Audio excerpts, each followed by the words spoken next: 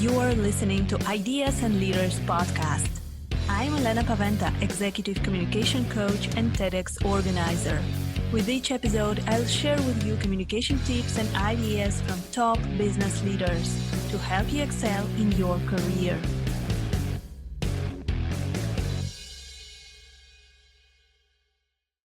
Hello. Welcome to the next episode of Ideas and Leaders podcast. Today, my guest is Pam Marcheski. She is the owner of Intentions to Actions Leadership, a company specializing in mindfulness-based leadership. Pam has 25 years of experience as a senior executive in Fortune 500 companies, so a lot of experience in leadership, and I would really love to speak to her about mindfulness leadership today. Hi, Pam. It's great to have you on Ideas and Leaders podcast. Dr. Elena, thank you. It's so great to be with you today. Thank you for letting me join. So let's speak about mindfulness, and the topic that very often we forget about when during our work, and we only think about KPIs and the goals. But before we dive into it, I wanted to ask you, so what is your story? How did you get from being an executive in Fortune 500 companies to starting your own company and helping people with their mindful leadership? Yeah, what a great question. I spent many years. I grew up in that world and loved it I tell everybody, I think that being in especially retail offers you an incredible degree of human behavior. But a few years towards the end of that time, I noticed that my reactivity had gone up quite a bit.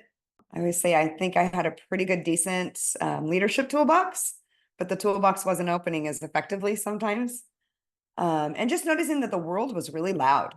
Things were all clamoring together, and I fell upon mindfulness in an airport in a book called 10% Happier by Dan Harris. It's a wonderful book. And because at that time I was living in an airport all the time. And I read the book and I loved the practicalness of it and how Dan had come to mindfulness and how to incorporate it into your daily life.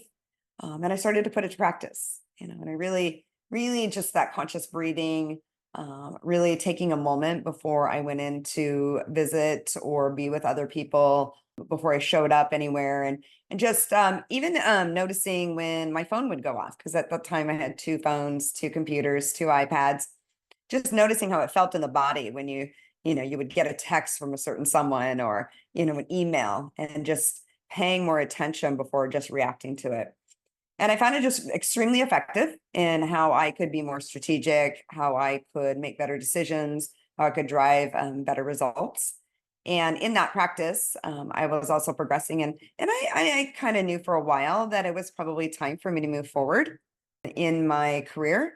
And I wanted to get back actually to California, where my son was residing at the time, and a lot of my family. And so that just became part of my practice. And when I left my role and was moving to California, I took a course at UCSD called MPEAK, and it was about mindful performance enhancement, awareness, and knowledge. And I took it just for myself, and I loved it. And in taking that, I recognized there was such a need today to incorporate a course like this or offer a course like this into traditional leadership development. In this loud, clamoring world without any boundaries, this course really offered that opportunity for people to improve their performance, both for themselves and others, in the external world. So that's really where I moved that and decided to get certified and to become part of that. Become really what I wanted to do was to coach, to teach MPEAK, and to really bring this and offer this out to the world.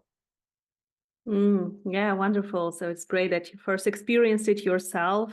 It worked, and now you're bringing it out to the world. Yeah, I'm a good human like everybody else. Everybody's like, "Why do you do this?" Because I'm just like everybody else. Same friction points. Yeah. So when we're speaking about mindfulness in leadership, so how do you How do you define mindfulness in context of leadership? Because very often when we think about mindfulness, we're thinking about, breathing, relaxing, not doing anything. And leaders, business leaders, executives, they all the time need to do something and need to achieve their goals. And they are all the time, they have lack of time, long to-do lists. So how do you combine those two things? Yeah. It's a great question because we do we start to operate in the conditions that we're in, right? And that becomes our habit pattern. But the truth is that when we're consciously aware and mindfully aware, we'll actually pick up time. Time won't start. Time has been time since the beginning of time. It's 24/7, 7 days a week. It's been this way. It's how we respond to time. That's really something that we should pay attention to. So if time is important, and you start to practice, you'll start to recognize you have more time. Because what we're finding is that we're just reacting to everything that's being served up. And when we're more mindful, we start to realize maybe that isn't even necessary because we're habit patterns. That's what human beings do.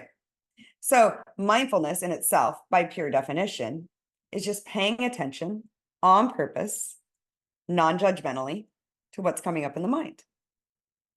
So if we just go at that with some open curiosity and create some space and really just pay attention, we just start to notice how quickly we might be just reacting to what's happening in our day versus responding. So we don't have to make it this big, heavy thing.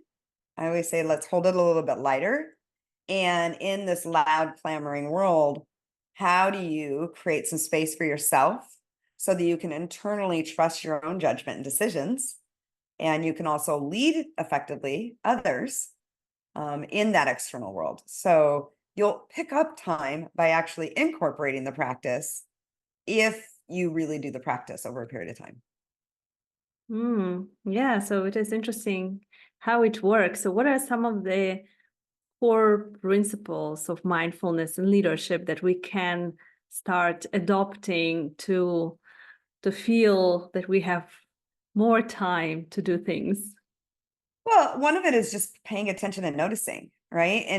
And consciously aware of what are the habit patterns that we might have, right? And without judgment, right? So if we're always feeling rushed and hurried and clamoring and, feigning that anxiety, well, then it's somewhere in the conditions that we're responding to that, right? And maybe we need to so it could be as simple as paying attention to our routines in the morning. It might be paying attention to when we go to bed. It could be paying attention to what do we consume in the morning? Like, first thing in the morning, do we pick up the phone? Right? First thing in the morning, do we notice our emails or our texts and start responding to that versus actually creating some space? Because the phone will own you, right? It's a tool, but we have to decide who's the tool. So, it's just without judgment, just noticing and paying attention. What are the triggers throughout the day? Could it be that around 2 o'clock in the afternoon, you start to really notice, I feel a little bit more amped up at that time of the day. Or, what are noticing in the morning if you're feeling rushed? So it's just about curiously paying attention and then being open to, is that necessary? Right? It is as simple as, and I know it's easy said, hard do sometimes, but creating one thing that can be done is that between every meeting that you consciously take 1 full minute before you jump into another. And that can seem really hard because it's in the world today, it's so easy to have back to back to back everything. But the truth is, if you really want to be present and you really want to be responsive, then you have to follow the science. And we know the science shows us that our mind is a muscle and muscles get overloaded. And so if you don't create some space, it's not going to be as effective. So you might think that you're jumping from one meeting to another, but you're not fully present because you haven't allowed the mind to move from one meeting to the other. So that minute can be incredibly effective. Yeah. So what should we do in this 1 minute? Do you recommend to just plan something for this next meeting or just to relax and meditate and breathe?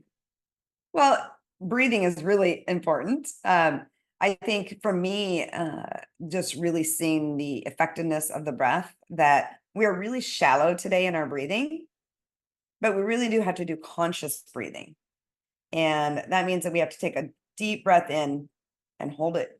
Box breathing. I explained like 4, 4, 4, 4. Breathe in for 4, hold for 4, out for 4, hold for 4.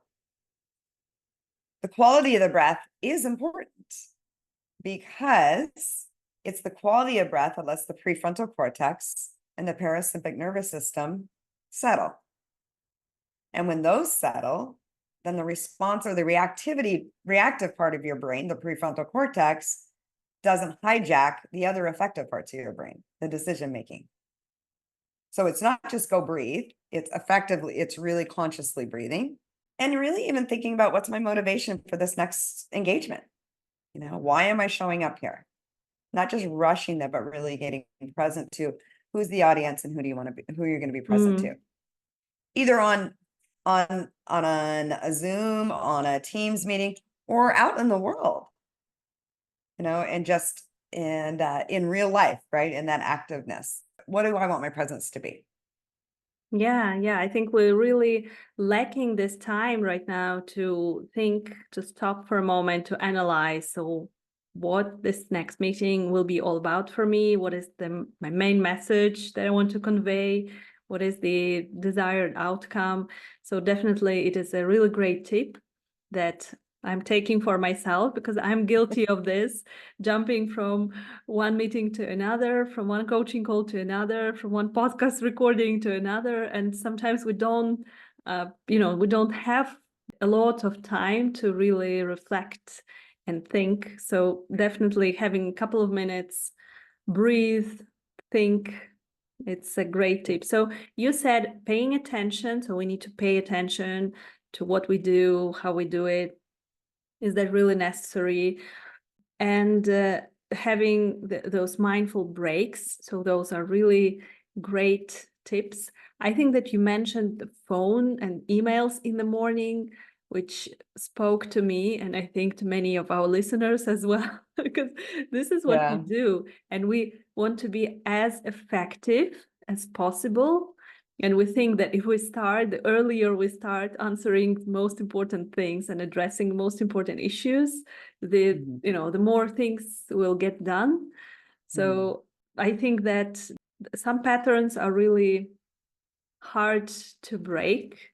And what would you recommend to those who notice, okay, consciously pay attention and notice that they have certain patterns throughout the day that maybe disrupt their effectiveness? So what can we do about it? Yeah. Well, let's make sure we use the word non-judgmentally when we notice, that we become conditioned to certain, so what that becomes our habit pattern of the conditions. So just noticing, right? And it's asking yourself right there, is this effective? Right? Am I just doing this because it's become that habit pattern? And without judgment, saying, is this effective? And how do you know if it's effective? Well, if you feel amped up, anxious, and reactive all day long, it's probably not effective. Well, like any other habit pattern, it's not going to just automatically stop in the noticing. Right? So maybe then you dip a toe in the water. Right? Maybe it's just one thing that you change. Maybe if it's the first thing in the morning is that you look at the phone, can you remove the phone from being even close to you? You have to really set yourself up for some success here. And maybe it's just that one thing, right? Maybe it's that you can turn more notifications off. Oftentimes there's so many reminders that are pinging and dinging, and we're not even paying attention to that, right? But there's so many you could probably turn off. I had laughed at myself often when I have a reminder or something on, like all the apps and everything. And when I turn them all off, I just remind myself, I'm not that important. Like, I don't need to be notified about everything. They're only notifying you because they want you to respond, right? Whether it's an app or anything, but I can decide. So just turning notifications off might be useful, right? Creating some space between you and the tools. So if you work from home, if you can consciously, at the end of the day, whether it's turn the computer around, completely turn it off, right? But really consciously say that we're shutting that down. So it's just little hacks that you can put into place to let yourself create some space. Yeah, those are great hacks. And sometimes actually when I'm coming back from a vacation or I have several days off and I check all my emails and all my messages, and I think that there's not so many important messages. And if I did work, then I would always keep chasing and answering everything and addressing every small issue that could be solved itself. So absolutely distancing yourself from all of the gadgets and phones and laptops, I think it's a great idea. So we should practice doing this, definitely. So, Pam, I wanted to ask you about the common challenges that you see when you're working with leaders, with organizations on mindful leadership. So do you see any challenges, any resistance that you see in terms of mindful leadership? What are the most common cases that you usually see? Common's an interesting word. I would say some of the friction points that I see most often is the attachment to busyness. Our world today is very busy. There's no question the world is very loud, right? And it is very busy, and it is built solidly into business today. But it's built solidly into our own personal lives, right? So we can be, it's not just one or the other. So it's that's a friction point, right? How do I actually do this when I am having to respond to real things, right? So it's just noticing what those are and reducing as many as you can. So if you do have, especially like a work life is really, really busy, you can pay attention to then what do you consciously consume outside of that? Right? If you know that you have a very demanding job and you have to respond to a lot of things, then you can pay attention to in your own personal life, how many other things do you take in? How many articles do you need to read? How many things do you need to consume? Right? So there are ways to be effective in that situation. We have to recognize too, the mind is a muscle, the brain is a muscle. And like any muscle, it will not work effectively if we're overloading it all the time. And in today's world, I believe it's the most important muscle we have Yeah. because we don't live our lives as physically as we used to. We have lots of tools that take away us having to do a lot of things physically. But we do live a life where we need the muscle of the mind to be really effective. And so if we know that, then even though it can be easy said, hard do, we put in a workout routine for that muscle. Right. And so that it can be most effective. Mm-hmm. That's schedules seem to be one of the biggest things.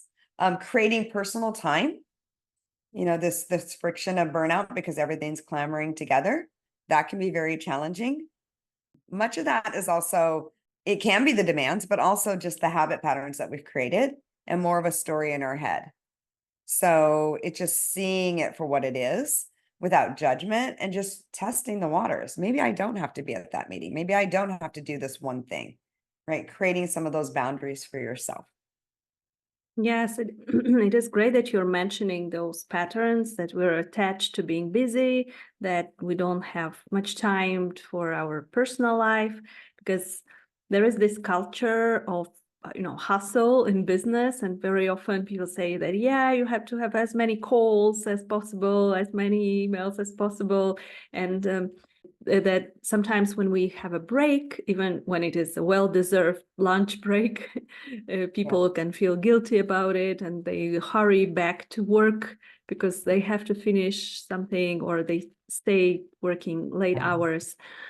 So I think that it is very good to change this narrative and to prioritize our well-being, our brains, because as you say, it is so important to actually be productive, right? And in the beginning, it's not about just drop everything and don't respond, right? It's consciously being aware, right?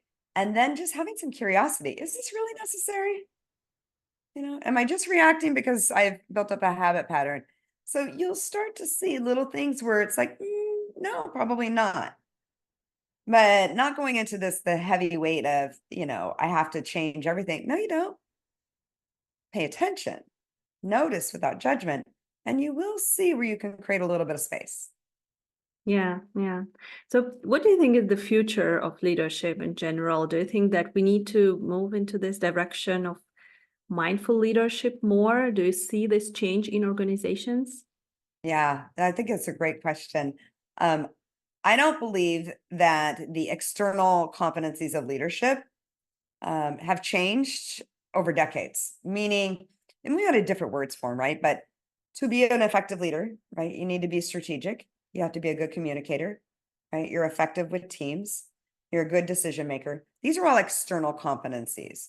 We can read every leadership book from the beginning of time, and they'll talk about that. How do you show up externally as a leader? What are the behaviors of a strategic leader? What are the behaviors of a good decision-making leader? What are the behaviors of a leader that is effective in teamwork? That's external. Those are your behaviors. I don't think those are all really, really good. And I don't think we should get rid of them. We're not going to get rid of those. What I do believe is that because of today's world, how loud it is and how everything clashes together and how uncertain things seem to be, that mindfulness is really your internal leadership. That's the competencies of trust, curiosity, balanced effort.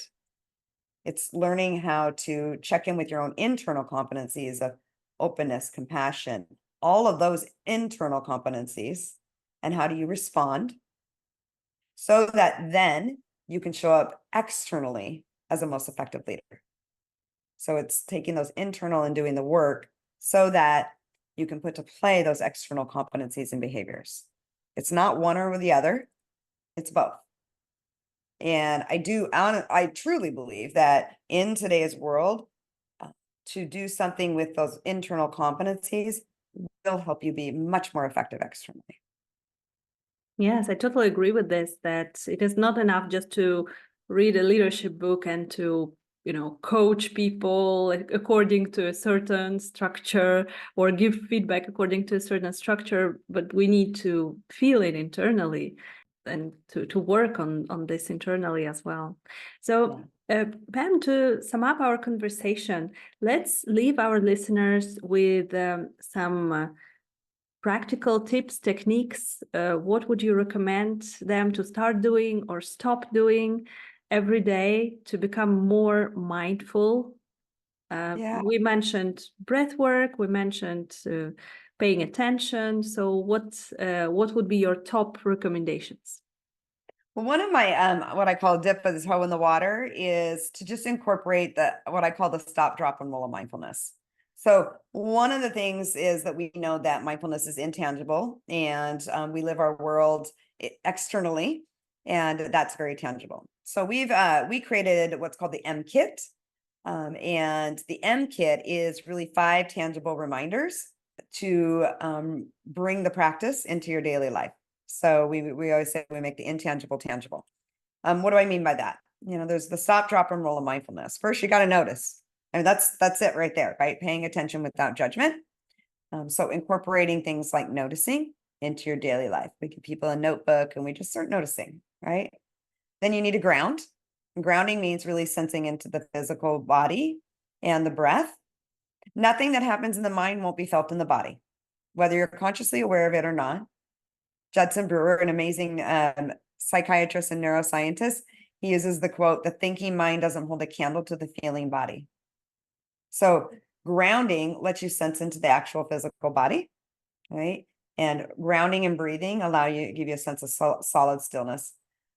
Then we take a minute to breathe, consciously taking a timer and breathing for a minute in the way that we spoke about, taking in all the senses. So we offer the opportunity in the M Kit to have some yummy raisins. Why? Because it's kind of torturous. They're really small, but really patiently seeing how we consume things so fast, taking in all the senses of if you really want to be effective in life externally, how do you expand your mind? Well, taking all these senses of taste and smell and your eyes, all of that can really expand that. And then learning how to respond rather than react. And we teach that through the practice of RAIN, which is recognize, allow, investigate, and non-identify.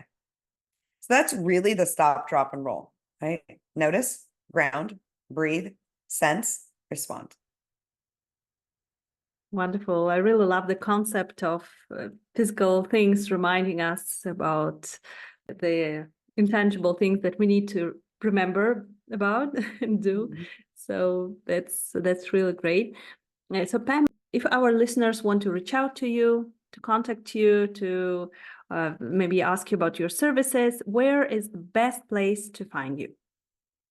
Two places. One, my website, intentact.com, and LinkedIn. I'm on LinkedIn at Pam Marcheski. Or you can email me at pam@intentact.com. And I'm happy to respond to anybody. I'd love to hear from your audience. Perfect. Thank you so much. Thank you for this interview today. I'm definitely doing a short mindful break and breathing after recording this episode. So Love it. thank you. Good. And I hope our listeners do this as well after turning off the episode. So thank you so much, Pam, for those really valuable tips. It was such a pleasure talking to you on Ideas and Leaders today. Thank you very much. Thank you so much. It was a joy to be with you. Be well. Thank you for listening to Ideas and Leaders podcast. Did you enjoy this episode? Let me know that you listened by tagging me in your LinkedIn profile and using a hashtag Ideas and Leaders. See you in the next episode.